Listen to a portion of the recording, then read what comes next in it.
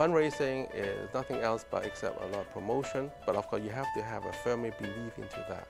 You have to believe what you're doing, and you say, this is the proper course, this is the right course, I have to do it, and I will do it, I will make it work, I will make it successful. And with that kind of determination, and people can sense that you are part of it, you are really mean what you are trying to do. Hi, I'm Jamie Quinn. Welcome to One on One. This week's episode is all about community spirit. Stay with us because coming up, I'll be sitting down with a successful businessman who spends most of his spare time helping others. He's been an active volunteer for more than 30 years and says he's still got lots more to do. Stay tuned. I'll be talking with Mississauga Citizen of the Year, Andre Mak.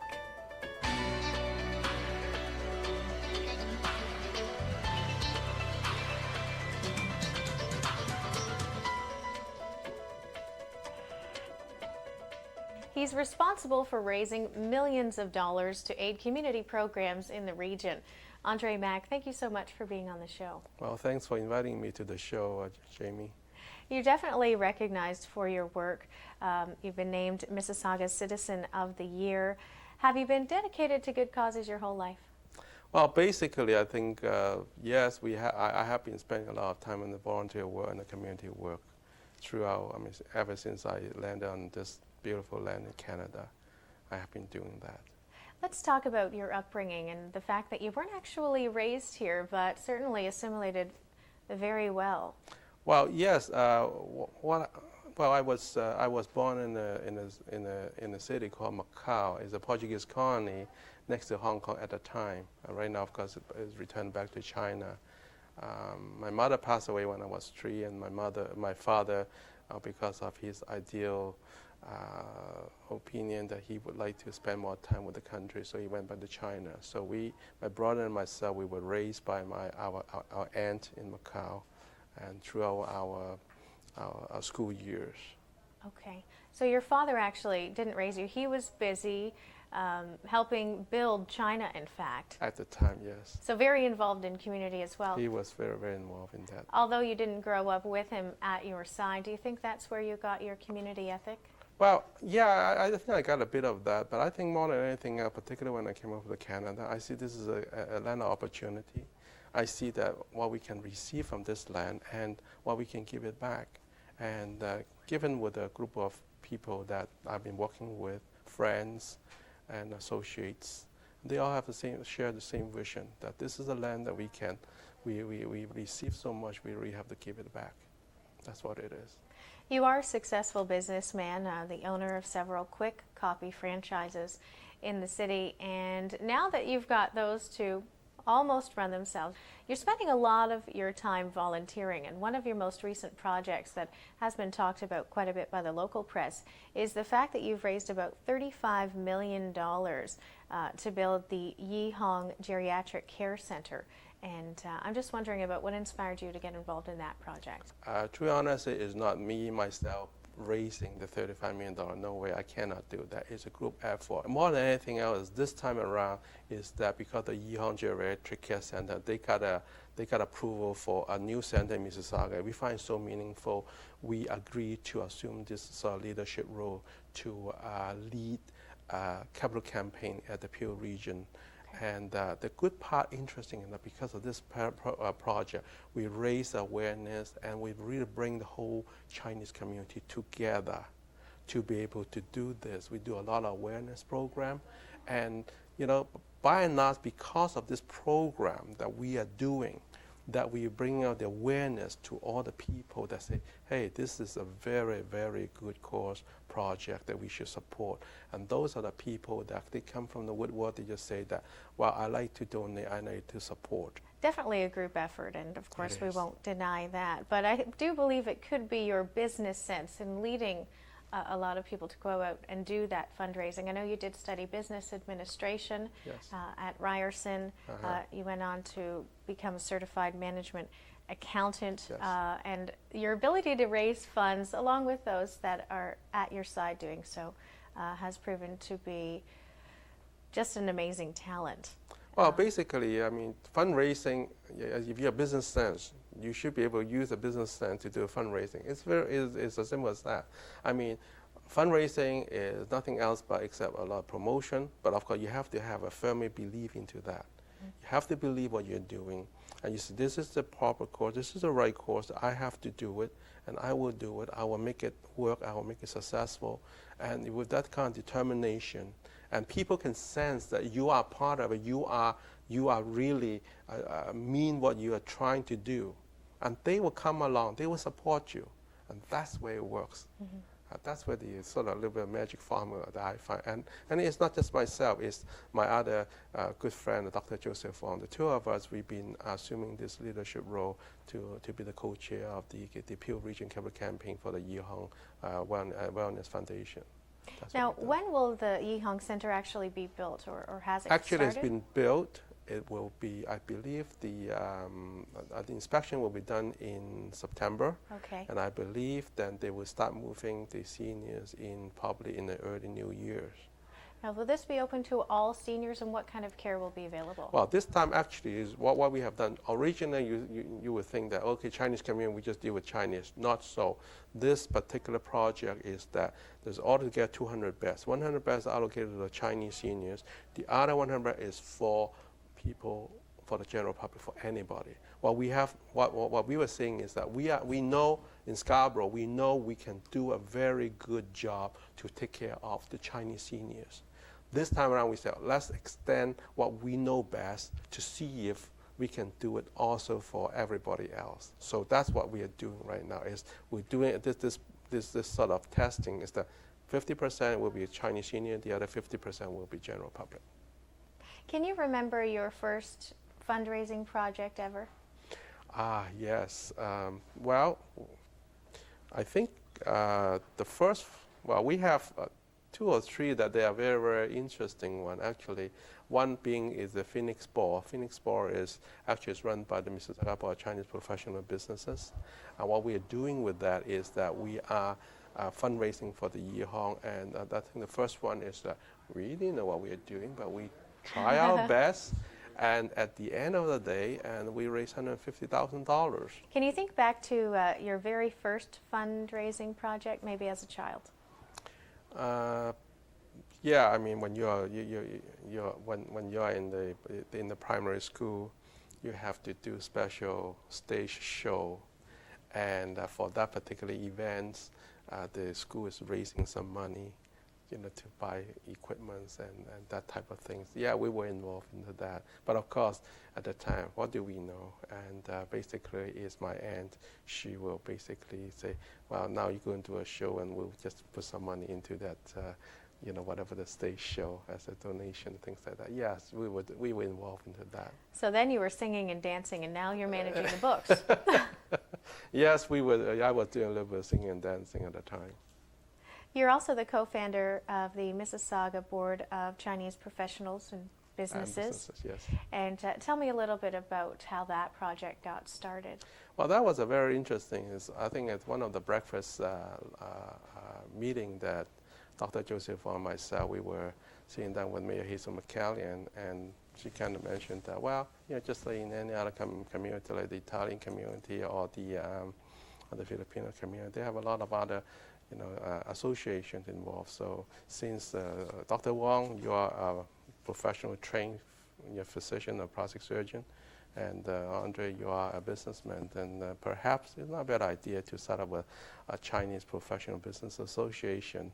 And we do have a base because there's a group of people that we've been helping doing fundraising for the Cradlewell Hospital for 1993, 1995, and 1997. And this group of people, they just like to spend the time with the community. So that's how we started with this group of people. And it seems that the association was evolving over this 4 or 5 years.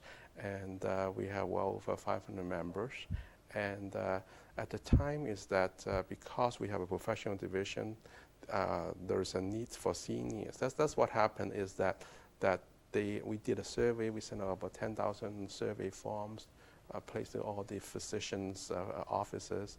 By the time we come back, we tabulated. We come out, well, there is a need for senior care, or at least particularly the Chinese senior care in Mississauga or at the regional appeal. So we sent it out to all the MPP and asked them for their help. And that's how we got started, and that's what Yi Hong approached us, say, well, you guys done already a lot of work, so why don't you help us to assume this leadership role to head off this capital campaign. That's how this two went What is together. the mission of the Board of Professionals and Business? The mission of the board is we're trying to link the professionals and the business for the social economic well-being of the community. Okay. We put things together. We are not just doing fundraising. We have a youth division.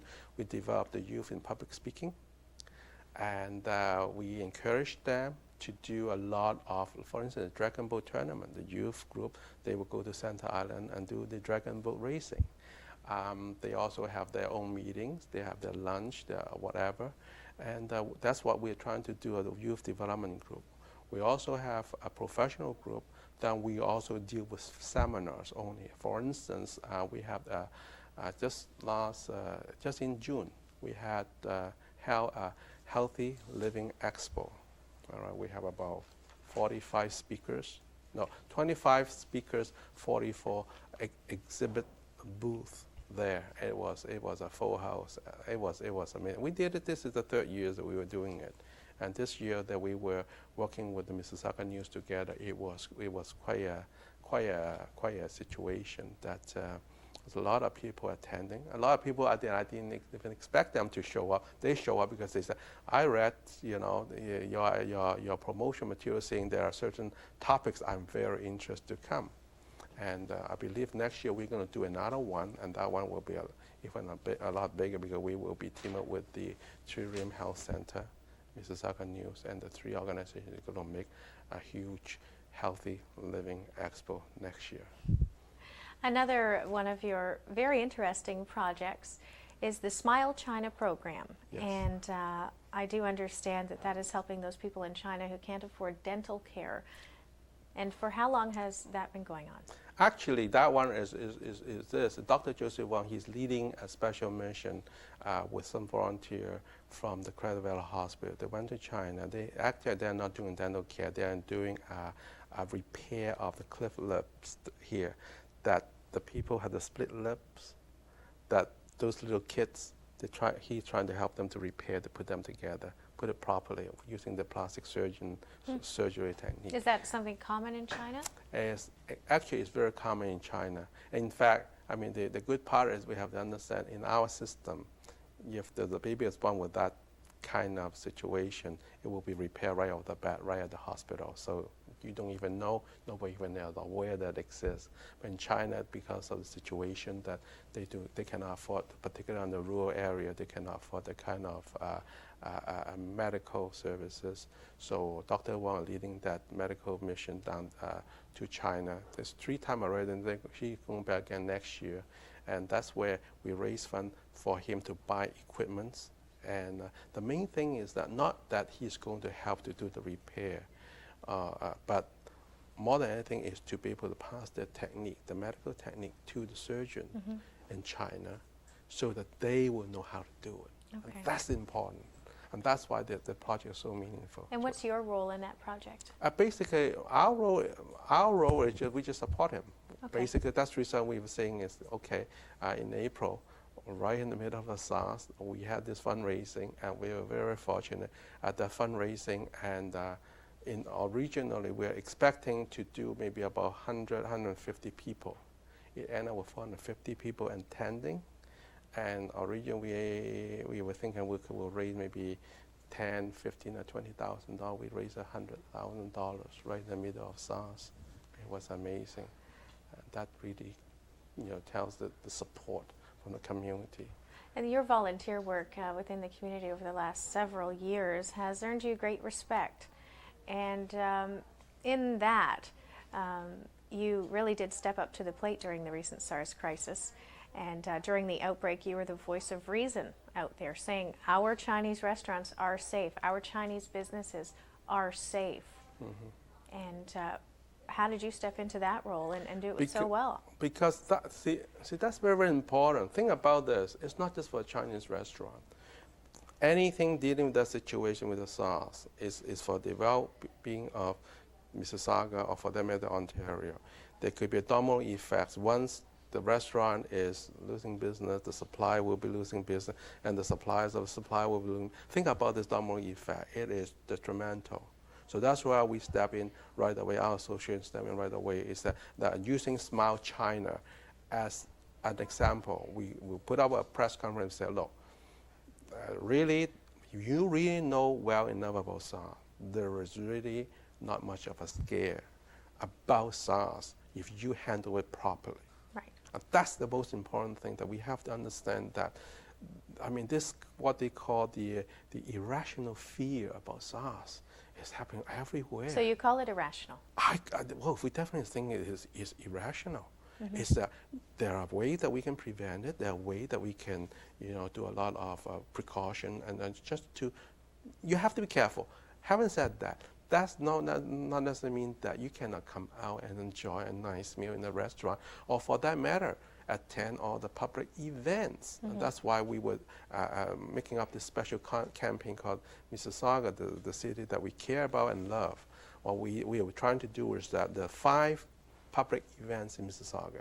You have the Waterfront Festival, you have the Bread Honey Festival, you have our Healthy Living Expo, the International Chinese the Children Festival, as well as the Karasaga, right? So what we're trying to do is, what we did, we went to our normal sponsors, look, could you give us some prices? So we got from Petro-Canada $500, credit card, gasoline credit card.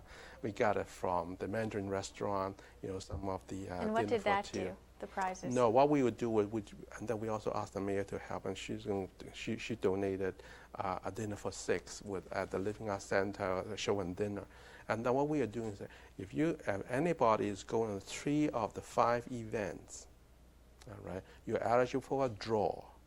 And that draw will be entitled for all those prizes. We got a lot of travel agents donating a lot of air tickets, a lot of restaurants donating a dinner for 6, dinner for 8, that kind of thing. So you got people out there, and did anyone get sick? No, I didn't hear anything. Yeah. And the good part is that this, because working with Mississauga News, that we put a whole big page, and then the awareness to get people to say, yeah, well, they might not necessarily be participating in the draw, but they say, well, the awareness that's important. That's why 5 of those, 5 of the events, they are all record attendance this year. Incredible, because I think we care about our city. I think Mississauga is doing well for the recovery, in my opinion, and everybody is chipping in and help and do their part. But this kind of awareness is important, because in the Karasaga, we'll think, wow, maybe nobody is coming in, but hey, record attendance.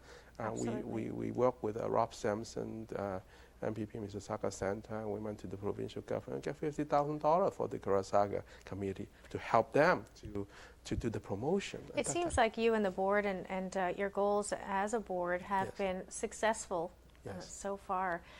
But I know I'm not the only one wondering, really, how do you keep up with it all? Because you're involved here, and you're involved here and there, and you're helping others all the time. You're even helping struggling businesses. Yes. When do you have time for yourself? I always have time for myself and for my family. Well, I'm very proud that, for instance, my daughter, she's a registered pharmacist. My 2 sons, one is, they both are graduated from the engineering science from U of T. And one son is working with me to help out in my business, and he has his own business as well. My youngest son, he is now in the law school, first-year law school at Western Ontario. The key to me is that all these years, since day one, every night, I will spend about an hour or 2 hours with them, sitting down, talk about what's going on during the day, on their part and on my part.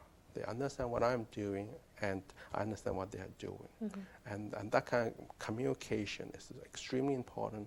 Wherever I'm going for any trip, any travel, for vacation, holiday, they will come with me, as always. Of course, now, I mean, my daughter's getting married in September, and probably likely she will be on her own. But even since day one. What truths have you passed on to your children? What words of wisdom? The interesting part is all my kids, they are all spending their time volunteering. They're all volunteering. Yes. Okay. My son, my two sons, they are all chairing all the different, youth group committee to help them to, do this and do that. I mean, in May, we had a tournament, we have a badminton tournament. It was full house, 88 teams. Wow. And it was all, one of the organizers is my youngest son, Benny, and he was organizing that. He organized last year, and that was a full house. They organized this is another full house, so it seems that they are working well. The other son, he's dealing with all the dragon boat and all the, what they call the YPG, the youth, the youth professional group, the YPG, yeah, the youth professional group. Then all the professionals, they sometimes together, they talk about things. They just have to do something. What is it that you feel you gain by giving back to the community? Is there a gift in that? Wow, that's a lot, really.